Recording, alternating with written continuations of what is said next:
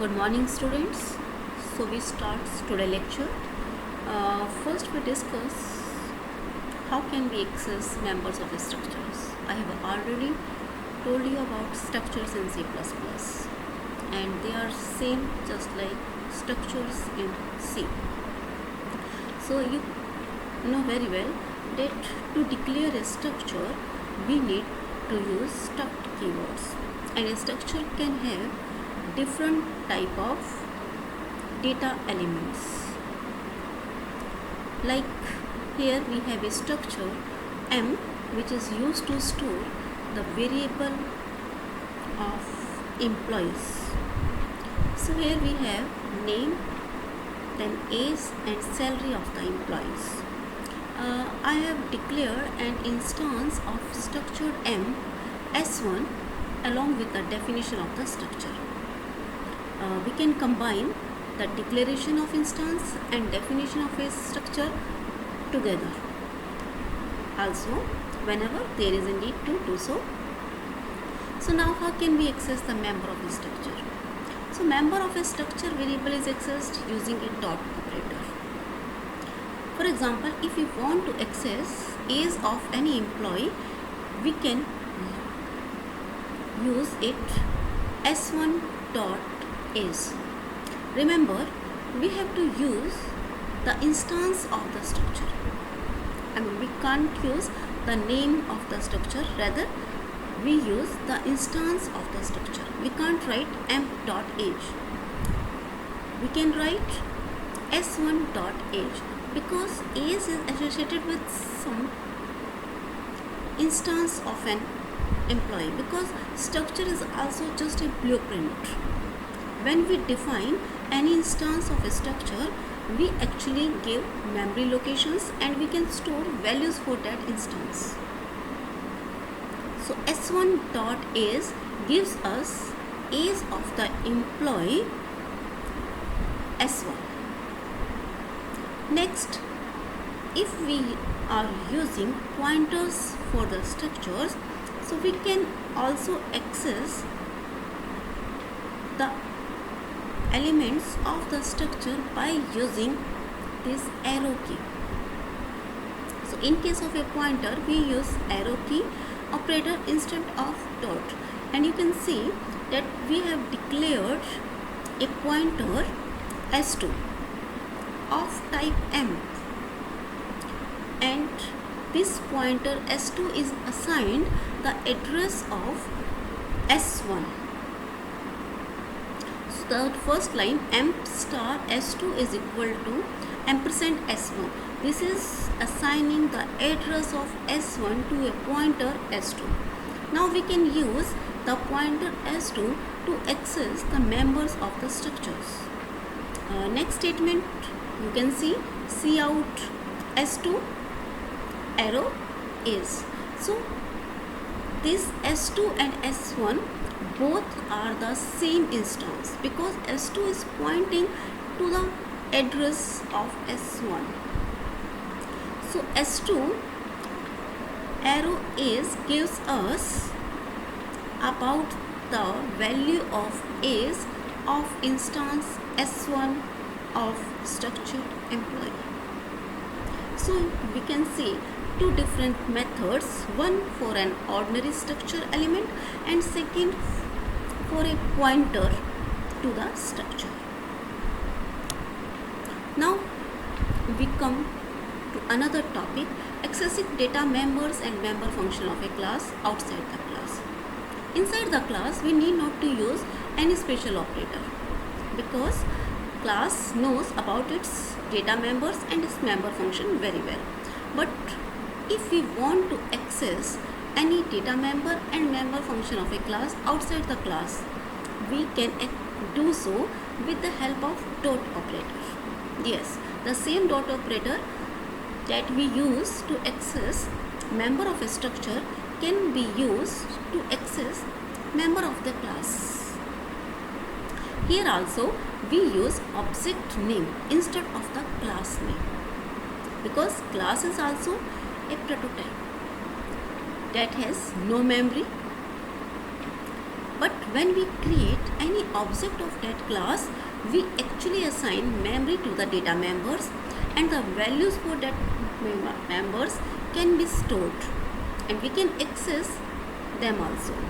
So now we are creating a object S1 for a class students. I have already told you how can we create a class. So if we have a class student, then we can create or define an instance for the class by using class name and name of the object. So our class name is student and our object name is S1. So we are defining a instance of class S1. Now we can access the public members of a class by using object name dot data name. Yes, again we cannot use class name to access data members. We have to use object name to access the data members. Moreover, we can only access the public data members of a class outside the class, because private data members or member functions are not allowed to be accessed outside the class. So here we can write S1 dot is. S1 is name of the object and is name of the data member. Remember, is should be defined in the public portion of a class. Otherwise, we can't access is. The member function are accessed as object name dot function name. Same way as we can access the data members, we can access member functions. The only difference is use of brackets. When we use brackets, it indicates that we are discussing or we are talking about some functions. So S1 dot disp, here we are calling the display function of object S1. Here these functions use the data of the object S1. So these are very simple methods to access the various members of a structure and a class. A class and a structure both use the same mechanism to access their members. Both use dot operators. Now we discuss the static data members of a class. The static means, so you can say constant or something which is permanent. So you all know the static functions are the functions, or static data are the data that have their life throughout the execution of the program. Although their scope is limited to the functions or module in which they are defined, but their life is throughout the execution of the program. So here, same way we have static data members in class also. So we all know that class is a collection of data and functions. We can have different instances of a class known as objects. We define class as a prototype and then we declare different instances of the class known as objects. And these different objects contain their own separate data members. Yes, we all know that every object has their own set of data members. They have separate data members. They have different data members. Whereas the member functions are shared among all objects. Yes, the member functions are shared amongst all objects of a class. I mean, there is only one copy of member function that we declare, and it is shared among all the objects. Whereas data members are separate for all the objects, because member functions are executed whenever they are called. So there are no need to have separate copies of member functions for all the objects. So I am telling you about the member functions which are separate for all the objects. Now think about a situation when we need a data members to be shared among different instances or different objects of a class. I mean, when we want a same data member to be used within different objects of a class. Yes, this is also possible by using static keywords. So if we declare any data member as static, then only one instance of that member is created, which is shared among all objects of that class. Yes, if we use the keyword static with a data member, then there is only one copy of data member is created, and that one copy is shared among all objects of that class. Now these all objects are using same copy of the objects. They all can share the data of this member function, member data, and can use it and can modify it. A static data member is used in situation when there is a need of common data member for all the objects. They are used to share the information among various objects. So they are very helpful in sharing the information among various objects. Sometimes we need to share the information among various objects of a same class. So that can be done by declaring a data member as static. So now syntax for declaring a static variable. A simple ordinary variable is declared as data type, then name. Now here we simply prefix a keyword static. Static data type name. So now the variable is declared as static. Static data members are just like normal class data members. There is only one copy of the static data members in the class, even if there are many class objects. This is because all the objects share the static data members. Yes, if we want to share the static data member among different objects, so it is necessary to have a single copy of that data member. The static data member is always initialized to 0 when the first class object is created. So we all know that class is just a blueprint and it has not given any storage in memory.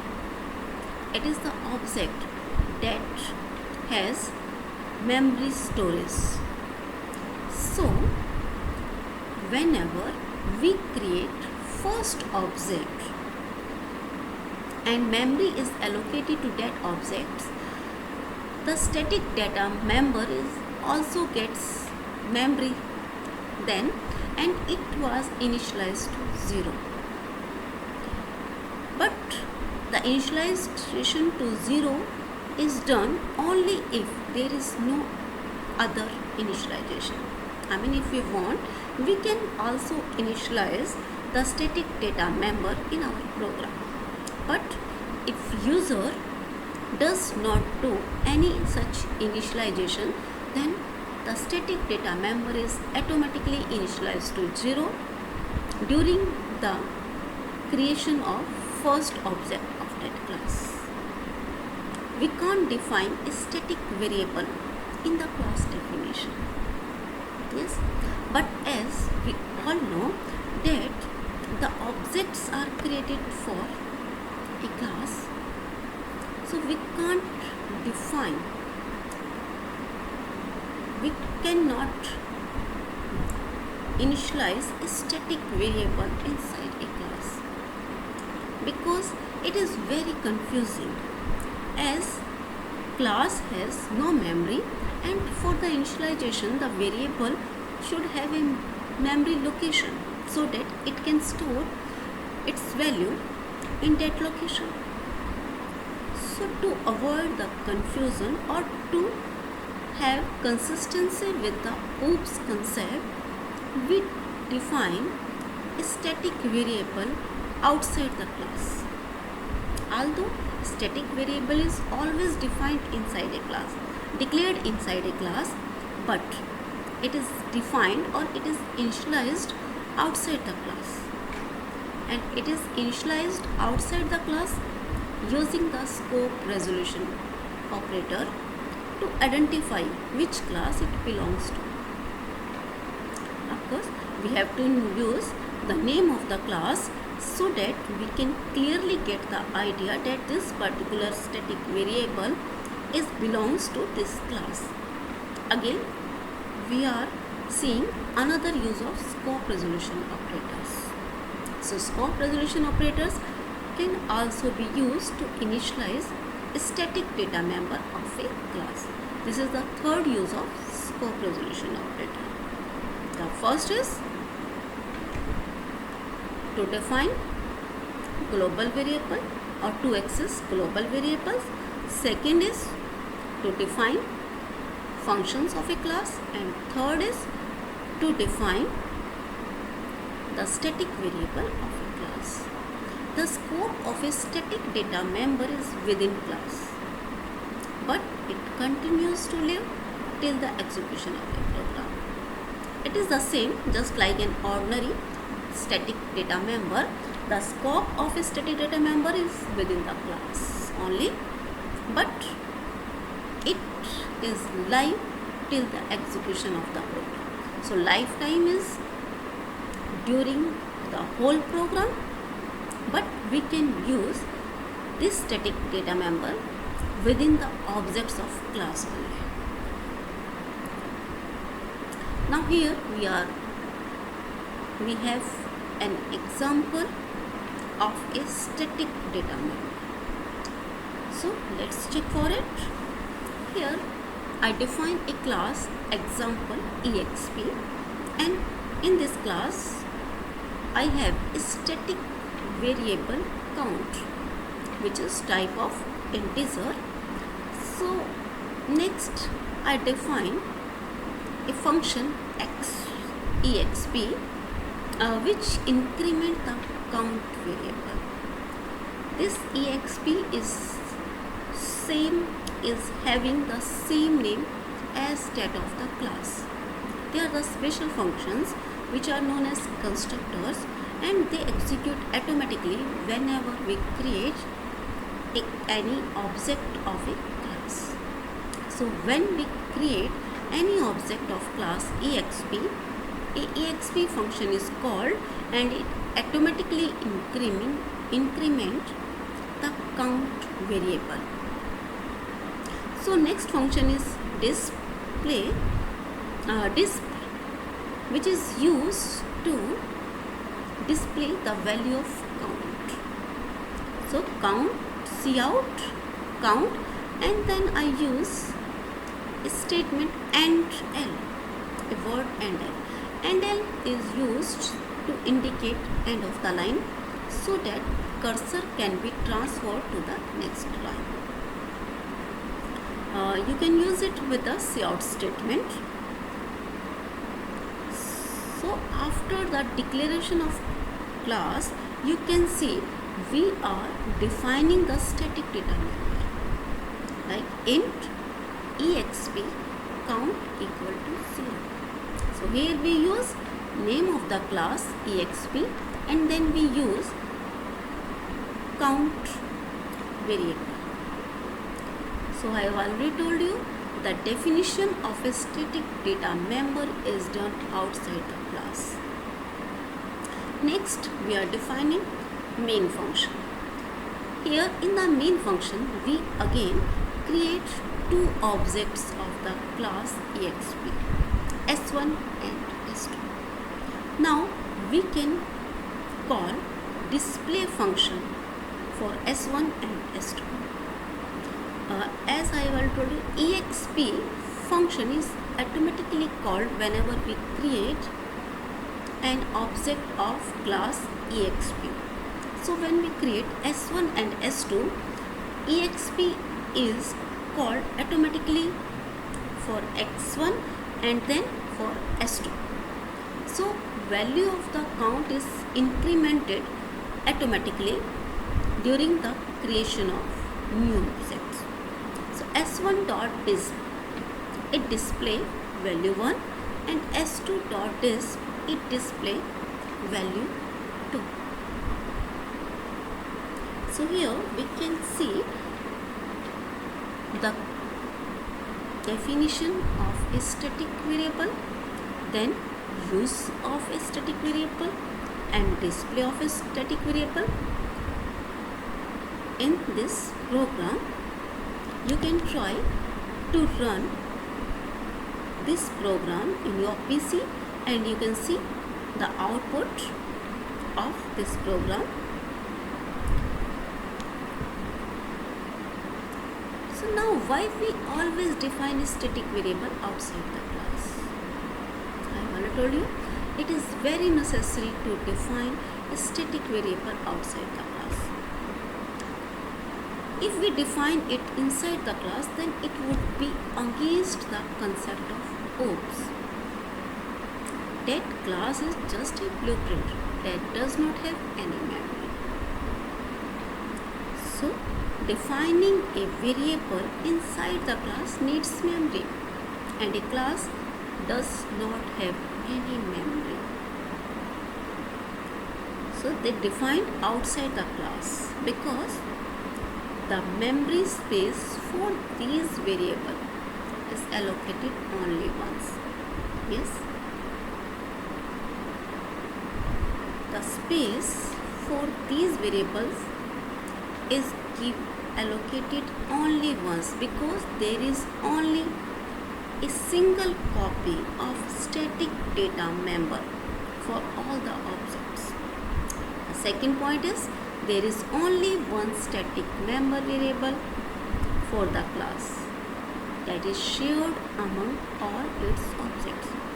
So if we want to share the same static data member among all the objects, we need to allocate it memory only once so that that memory location can hold the value of the static data member.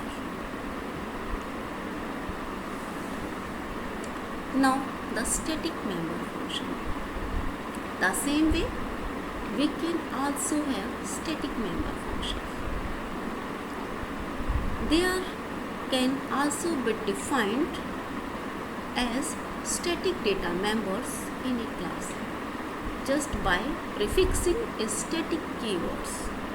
So we can also have static member function the same way we have static data member in a class.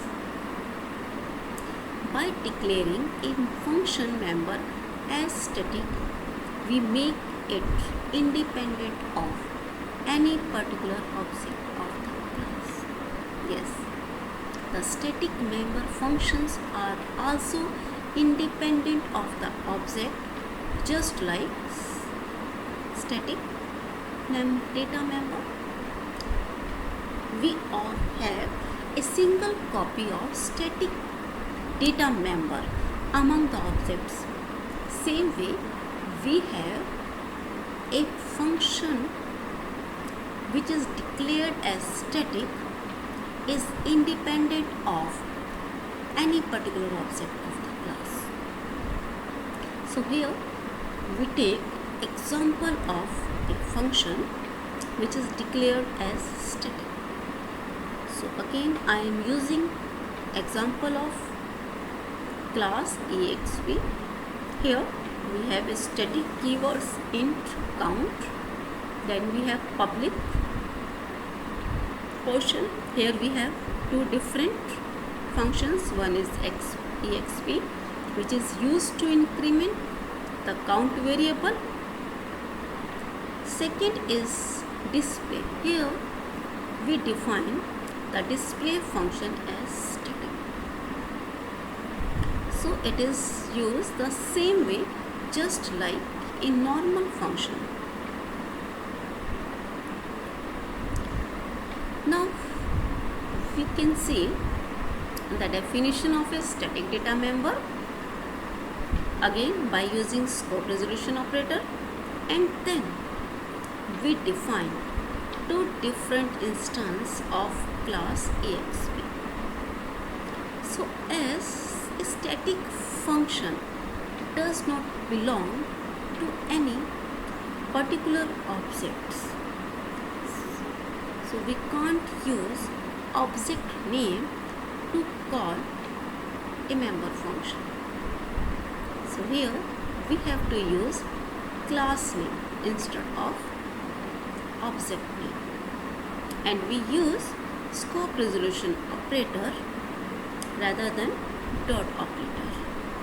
So you can see in the main portion of the program I declared a object s1 of type exp, and then I called display function exp display disp. So this function is executed for the s1 because as s1 has incremented the value of count which is going to be displayed by the disp function, but we call it with the name of class. Next we define another object of class exp, and we call disp function again with the help of class name. You can see in the previous example where we have not declared disp as a static member. In this example you can see I have declared disp as a simple function, and in the main we declared s1 and s2 together in a single statement, and then we call disp for s1 and s2. But when we declare a variable function as static, we can't do so. Then we need to define different objects of a class in different lines, and we call the function display with the name of class. So when we declare s1 and we call display, then we declare s2 and then we call display. If we declare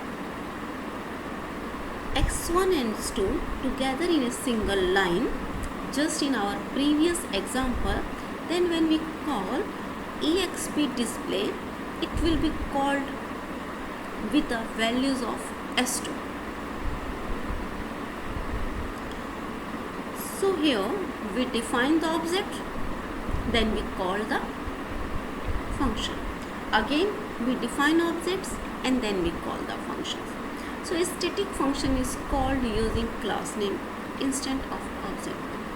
They can exist using the class name and the scope resolution operator. So this is the fourth use of scope resolution operator. It is used to access the static member function of a class. A static member function can be called even if no objects of the class exist.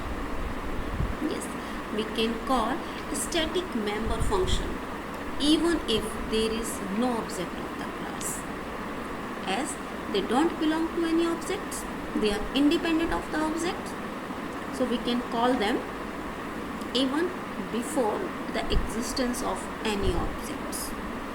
And of course, like if I call the disk before defining any objects, then it will print 0, which is the initial value of the count. Their scope is within a static member function, can only access static data member. Now, a static member function can be called anytime, but they can only access static data member and other static member function. They cannot call non-static member of the class. So a static member function can only access static data member of the class. So here we learn about the method to access a structure and a class by using dot operator. Then we learn about static data member and static member functions. So they are very useful when we want to share same copy of the data member among different objects.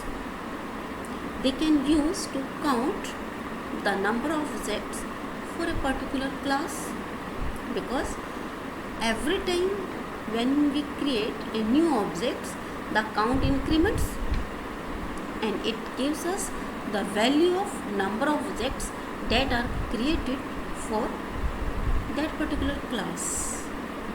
So this is for today. Thank you students, and if you have any problem, you can call me on my WhatsApp number. Thank you again.